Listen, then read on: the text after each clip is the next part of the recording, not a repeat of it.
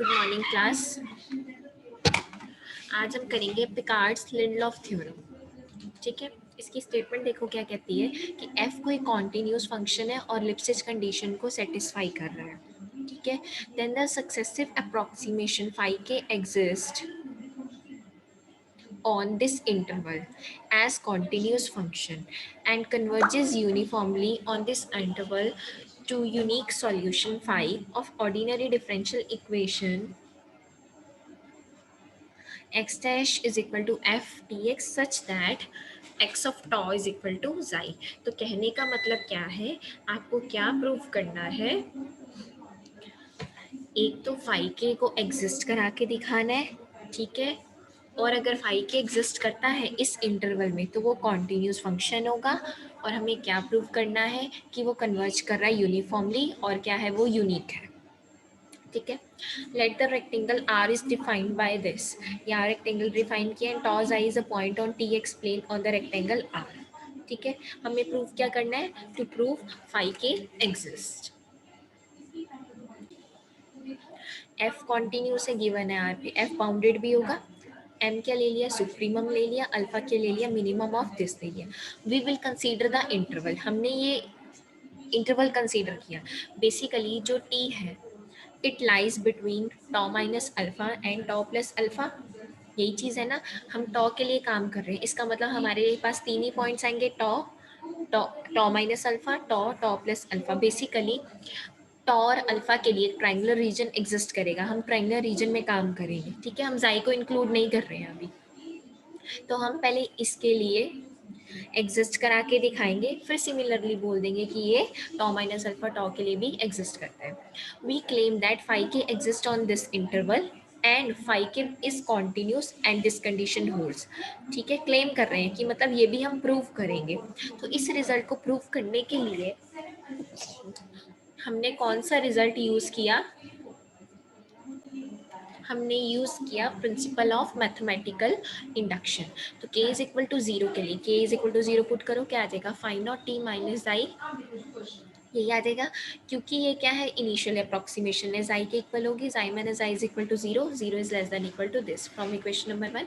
यही करते हैं ना मैथमेटिकल इंडक्शन में, 0 के लिए प्रूफ करते हैं, k के लिए लेट करके चलते हैं कि होल्ड कर रहा है, और k प्लस 1 के लिए एग्जिस्ट करा के दिखाते हैं। ऑल्सो फाई नॉट टॉ जाई है, इनिशियल अप्रोक्सीमेशन किसी भी पॉइंट के लिए जाई ही होगी, इसका मतलब फाई के एग्जिस्ट कर रहा है। ठीक है ना, तो वो कॉन्टिन्यूस भी होगा क्योंकि ये गिवन है कि अगर सक्सेसिव अप्रोक्सीमेशन एग्जिस्ट कर रही है तो वो कॉन्टिन्यूस फंक्शन है। हमने सपोज किया था रिजल्ट होल्ड फॉर के। ठीक है, now we prove that the result hold for k plus 1। K plus 1 के लिए चलेंगे अब हम। k प्लस 1 के लिए हम डिफाइन करते हैं, डिफाइन k प्लस 1 एथ अप्रोक्सीमेशन। तो मैंने आपको पिकार्ड्स मेथड से आपको बताया था कि k प्लस 1 एथ अप्रोक्सीमेशन का फॉर्मूला ये होगा, तो आप इससे करेंगे। Now the function this defined, ये तो हमें पता ही है कि ये फंक्शन इस पर डिफाइंड है। और phi of k plus 1 t किसके इक्वल है? f of t phi of k t। इसका मतलब क्या है? फाई k प्लस 1 एग्जिस्ट कर गया क्योंकि f कॉन्टिन्यूस है और ये इसके इक्वल है, तो आपके पास क्या आ जाएगा कि phi of k plus 1 continuous भी है। ठीक है ना, यहाँ से डेरिवेटिव निकाला ना, तो डेरिवेटिव एग्जिस्ट कर गया, तो इसका मतलब क्या? Phi of k plus 1 exist and it is continuous, क्योंकि ये किसके इक्वल है? f के इक्वल। f कॉन्टिन्यूस तो ये भी कॉन्टिन्यूस। आगे देखिए आपके पास क्या है, आपने क्या कंसीडर किया? मॉड ऑफ फाई के प्लस 1 माइनस जाई, आपने क्या किया? इसको कंसीडर किया। ठीक है, इसकी वैल्यू जो हमने लिखी थी वो लगाई, जाई से जाई कैंसिल, आपके पास ये आ गया, this is less than equal to. यहाँ पे मॉड आएगा बेटा, मॉड कर लेना, क्योंकि m क्या है? सुप्रीमम है, तो सारी की सारी वैल्यूज़ जो हैं फंक्शनल वैल्यूज़ m से छोटी होंगी, यानी कि इसको हम लिख सकते हैं ना less than equal to m बाहर आ गया क्योंकि m कॉन्स्टेंट, तो बचा क्या? टॉ टू टी। या क्या लिमिट पुट करी, हमारे पास ये आ गई, यानी कि k प्लस 1 के लिए ये रिजल्ट होल्ड कर गया। Therefore by principle of mathematical induction the results hold for all k। इतना काम हो गया हमारे। अब हमने क्या किया? डिफाइन किया डेल्टा के टी को। कैसे डिफाइन किया? Phi of k plus 1 t minus phi of k t mod, और टी किससे बिलोंग करे? टॉ कमा टॉ प्लस अल्फा के लिए अंडरस्टूड है। फाई k प्लस 1 टी की वैल्यू रख दी आपने, ये फाई k टी की वैल्यू पुट कर दी।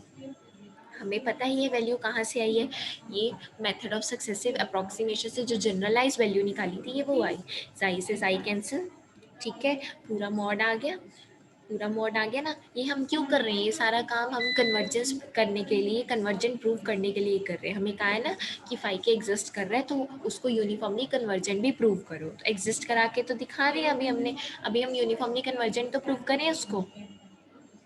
तो क्योंकि f जो है वो लिप्सिज कंडीशन को भी सेटिस्फाई कर रहा है, तो लिप्सिज कंडीशन क्या कहती है कि mod of f s comma phi k s minus f of s comma phi k minus s mod is less than equal to k times mod of phi k s minus phi k minus one s, ये condition होती है, वो k की जगह हमने constant c define कर दिया, ठीक है।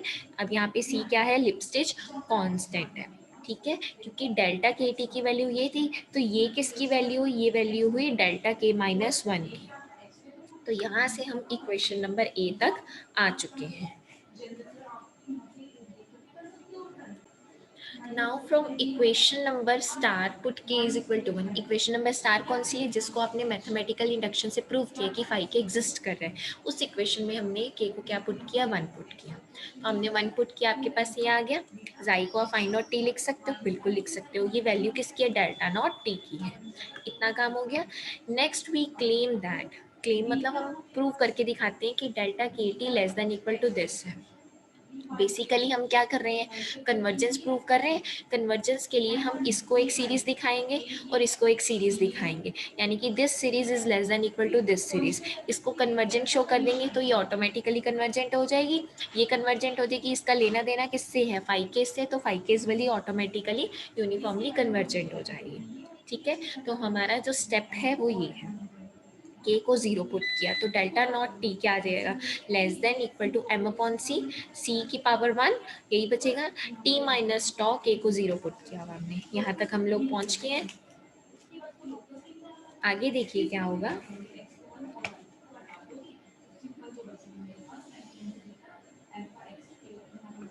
यहाँ से हमारे पास क्या आ गया, delta naught t is less than equal to M into t minus tau. Equation number D तक हम आ गए, ठीक है। अभी हम यहीं तक करके नेक्स्ट लेक्चर में इसको कंटिन्यू करेंगे।